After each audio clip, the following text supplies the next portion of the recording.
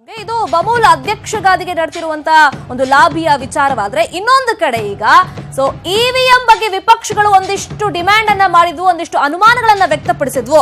ವಿಪಕ್ಷಗಳ ಬೇಡಿಕೆಯನ್ನ ಈಡೇರಿಸಿದ್ರೆ ರಿಸಲ್ಟ್ ವಿಳಂಬ ಆಗುತ್ತೆ ಅಂತ ಚುನಾವಣಾ ಆಯೋಗ ಪದೇ ಪದೇ ಹೇಳ್ಕೊಂಡು ಬಂದಿದೆ. ಚುನಾವಣೆ ಫಲಿತಾಂಶ ಬಹುಶಃ 2 ರಿಂದ 3 ದಿನ ವಿಳಂಬ ಆಗುತ್ತೆ. ಈಗ ವಿಪಕ್ಷಗಳು ಏನು ಆಗ್ರಹ ಮಾಡ್ತಾ ಇದಾವೆ, ವಿವಿಪ್ಯಾಟ್ ಕೂಡ ಪರಿಶೀಲನೆ ಮಾಡಬೇಕು ಅಂತ.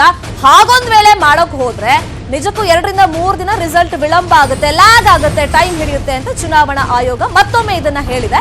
50% ಇವಿಎಂ ಹಾಗೇನೆ ವಿವಿಪ್ಯಾಟ್ ತಾಳಿಗೆ ವಿಪಕ್ಷಗಳು ಆಗ್ರಹವನ್ನ ಮಾಡ್ತಾ ಇವೆ.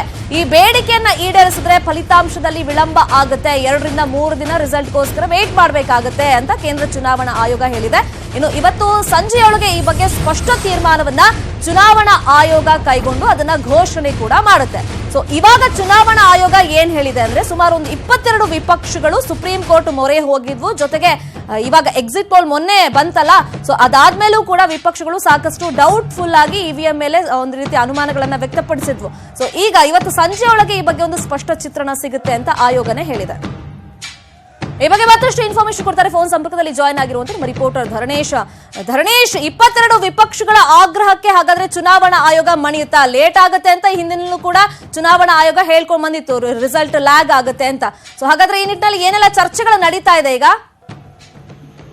ಈ ಬಾರಿಯ ಚುನಾವಣಾ ಪ್ರಕ್ರಿಯೆಯಲ್ಲಿ ಅತಿ ಹೆಚ್ಚು ಚುನಾವಣಾ ಆಯೋಗದ ಮೇಲೆ ಗುರುತರವಾದಂತಹ ಆರೋಪಗಳು ಕೇಳಿಬಂದು, ಏನೋ ಒಂದ್ ರೀತಿಯಲ್ಲಿ ನಿಯಮಗಳನ್ನ ಸರಿಯಾಗಿ ಪಾಲನೆ ಆಗಿಲ್ಲ, ಇವಿಎಂ ಗಳನ್ನ ಹ್ಯಾಕ್ ಮಾಡ್ಲಾಗ್ತಾ ಇದೆ, ಟ್ಯಾಂಪರಿಂಗ್ ಮಾಡ್ಲಾಗ್ತಿದೆ ಅನ್ನುವಂತಹ ಬಹಳಷ್ಟು ಗುರುತರವಾದಂತಹ ಆರೋಪಗಳು ಬಂದಿದ್ವು.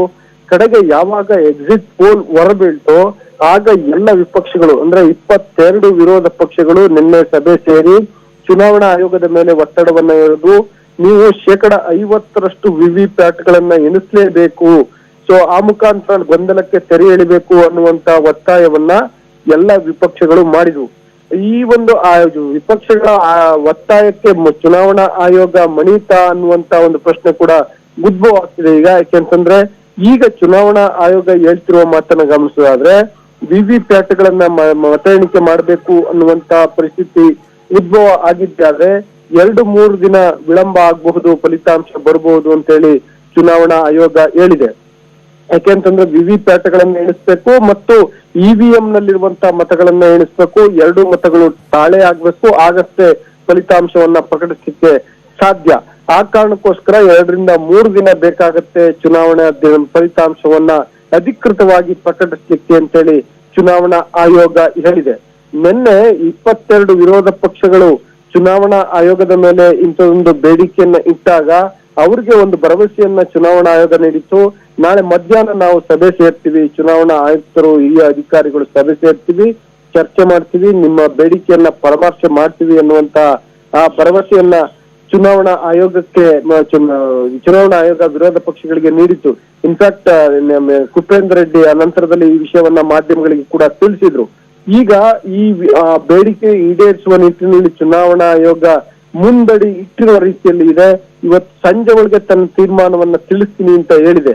ಅಂದ್ರೆ 50% ವಿವಿಪ್ಯಾಟ್ ಎಣಿಕೆಯನ್ನ ಮಾಡ್ತೀವಿ ಅಥವಾ ಮಾಡಲ್ಲ ಅನ್ನುವಂಥದ್ರ ಬಗ್ಗೆ ಇವತ್ತು ಸಂಜೆ ಒಳಗೆ ತೀರ್ಮಾನ ಮಾಡ್ತೀವಿ ಅಂತ ಹೇಳಿ ಚುನಾವಣಾ ಆಯೋಗ ತಿಳಿಸಿದೆ.